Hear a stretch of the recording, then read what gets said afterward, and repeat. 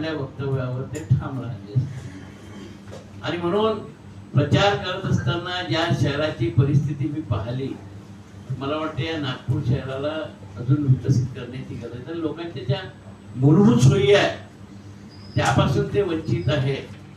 आज चांगल्या शाळा नाही आहेत, ज्या शासनाने सर्वसामान्य जनतेला मुलांच्या शिक्षणासाठी द्यायला. चांगले आरोग्य केंद्र नाही आहे. आणि यासोबतच आपण जे भरमसाठ विजेचं बिल, ते सगळे मुद्दे या लोकसभेच्या निवडणुकीत आहे. तसं पाहता ही देशाची निवडणूक आहे. ही निवडणूक एका विचारधारेची निवडणूक झालेली. देशात 10 वर्ष सत्ता चालवत असताना जे वादे मोदी सरकारने केले होते ते पूर्ण केले नाही. ज्या विविध समाजांना त्यांना तुम्हाला न्याय देऊ आणि तुमचे अडलेले कामं करू ते पूर्ण केलेले नाही. आणि अशा वेळेस 10 वर्षात जे स्वतःच बोललेले शब्द पूर्ण केले नाही, पुन्हा मतदारांसमोर आले. मग 10 वर्षात त्यांनी काय केलं तर तानाशाही पद्धतीनं हिटलरशाही करून दुसरे पक्ष उद्ध्वस्त करण्याचं काम केलं. हे उद्ध्वस्त करत असताना संविधानाने यांना अधिकार नाही दिला आहे. एक सरकार चालू आहे, आमदार म्हणून थोडा, दुसऱ्यावर ईडीच्या नोटिसेस द्या, आरोप लावा, मग त्यालाच आपल्या पक्षात मंत्री बनवा. संविधान हे सांगत नाही. म्हणून आम्ही म्हणू शकतो की संविधानानुसार हा देशाचा कारभार चाललेला आहे. लोकतंत्र जिवंत नाही आहे, कारण की विरोधी पक्ष हा सक्षम असला पाहिजे.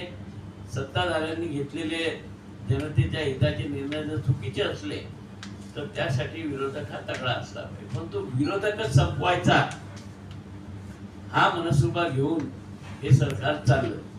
आता मतदान करायचं आहे आणि मला असं वाटतं की नागपूरकर जनतेला समजलेलं आहे की आम्हाला मतदान कोणाला करायचं आहे. आणि देशाची इंडिया आघाडी झाली आहे. त्या इंडिया आघाडीचे सर्व पक्ष आणि शहरातली जनता विरुद्ध भाजपा असा सामना. कारण की मी प्रचार करत असताना अनेक बुद्धिजीवी लोक, वेगवेगळ्या जाती धर्माचे, संस्थेचे पदाधिकारी मिळाले आणि त्यांना एकच होतं की या सरकारला पाडायचं आहे.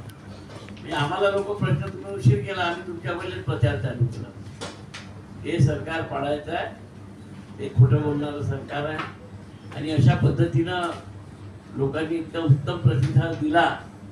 मला वाटतं की जर 10 वर्षात जी आश्वासने यांनी दिली होती ती पूर्ण केली असती तर यांना फोडाफाडीचा धंदा करावा लागला नसता.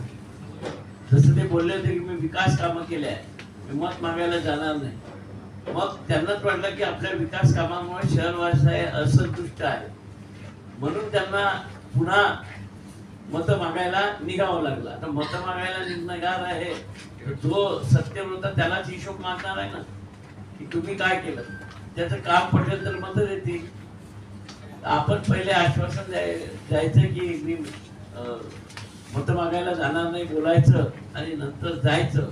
मला वाटतं याच्यातच नागपूरकर जनता जिंकली की त्यांनी गडकरी साहेबांना प्रचारासाठी फिरायला लावलं. हा विजय नागपूरच्या जनतेचा झाला आहे असं मला वाटतं.